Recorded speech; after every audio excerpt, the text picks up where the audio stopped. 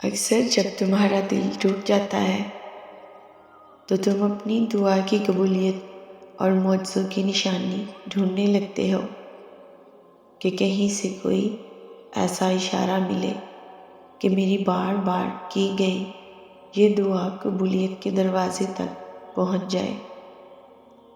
تم اللہ کو ہر جگہ ڈھونڈتے ہو، اپنے رب کے پاس دکھی داستان لے کر جاتے ہو، لیکن پھر بھی تم مایوس ہو جاتے ہو کہ شاید وہ اللہ تمہارا درد سن نہیں رہا، اور پھر تمہیں لگتا ہے کہ شاید میں ہی محروم ہوں اس کی عطاؤں سے۔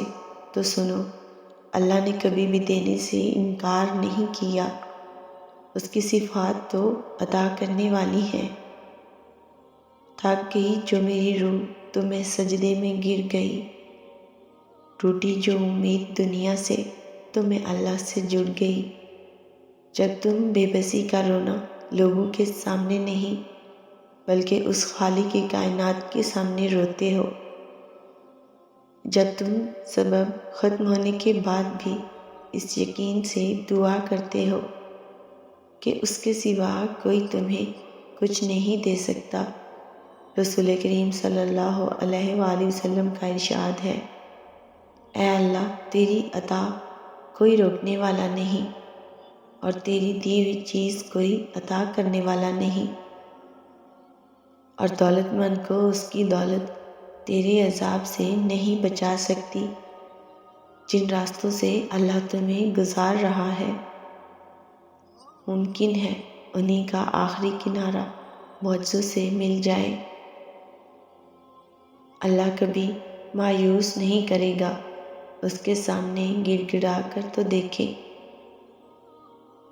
حضرت علی علیہ السلام نے فرمایا ہے، اگر لا حاصل کو پانا چاہتے ہو تو تہجد پڑھا کرو، کیونکہ جو نصیب میں نہ ہو اسے تہجد کی دعائیں مقدر میں لے آتی ہیں۔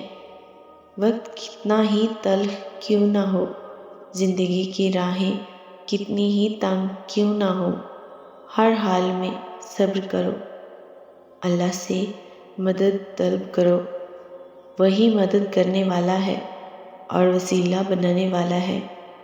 اللہ کے سوا کوئی ہمدرد نہیں ہوتا۔ معجزوں کے دروازے صبر کی چابی سے کھلتے ہیں، اور جلد ہی اللہ تمہارے لیے ایسا معجزہ بھیجے گا جس کی نہ کوئی حد ہوگی اور نہ کوئی اختتام۔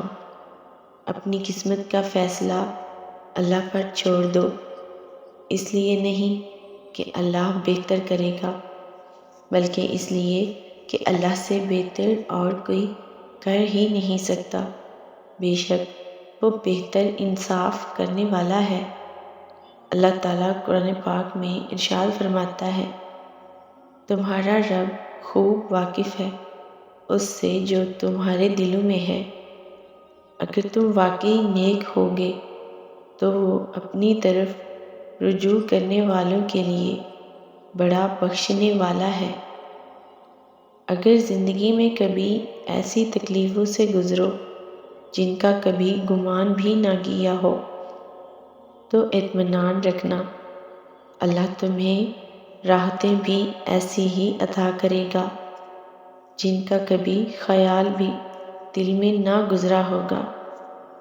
بس تم صبر اور شکر سے کام لو۔ ایک وقت آئے گا جب تم ان دکھوں اور تکلیفوں کو سوچ کر مسکرا دو گے، جن کی وجہ سے آج پوری پوری رات روتے ہو نا۔ یاد رکھو، اللہ دیکھتا ہے جب تم دعا کے لیے ہاتھ اٹھا کر خاموش ہو جاتے ہو۔ یاد رکھنا، اللہ کا ذکر ہر مصیبت کو ٹال دیتا ہے۔ اس کی عطاؤں پر الحمدللہ اور اپنی خطاؤں پر استغفر اللہ کرتے رہنا چاہیے۔